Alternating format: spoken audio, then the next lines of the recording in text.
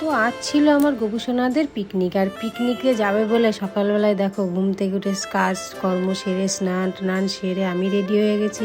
আমার গোপুসোনাকেও স্নান করিয়ে রেডি করছি।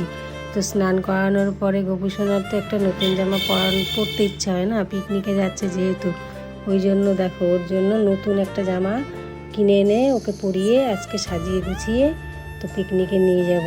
তো জামাটা পরানো হয়ে গেলে পরে যেহেতু শীতকাল ওই জন্য সোয়েটার পরাবো, আর সোয়েটার পরিয়ে সাজিয়ে গুছিয়ে নিয়ে যাব। তো সাজানোর পর তোমাদেরকে দেখাবো।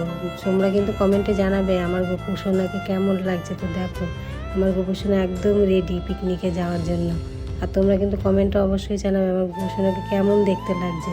তো চলে এলাম পিকনিক করতে গোপুসোনাদেরকে নিয়ে। আর এটা দেখো, এটা হচ্ছে আমাদের মায়ের মন্দির।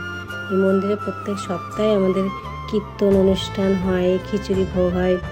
তো এই মন্দিরেই আমাদের প্রত্যেক বছরে গোপুসোনাদেরকে নিয়ে একটা ছোট্ট পিকনিক করা হয়। আর এই পিকনিকে এই যে ইনি হচ্ছেন, এই পিকনিকে গোপুসোনাদের জন্য ভোগ রান্না করেন, সমস্ত কিছু রান্না বান্না ইনি নিজে একা হাতেই করেন আর গোপুসোনাদের ভোগ দেন। আর এদিকে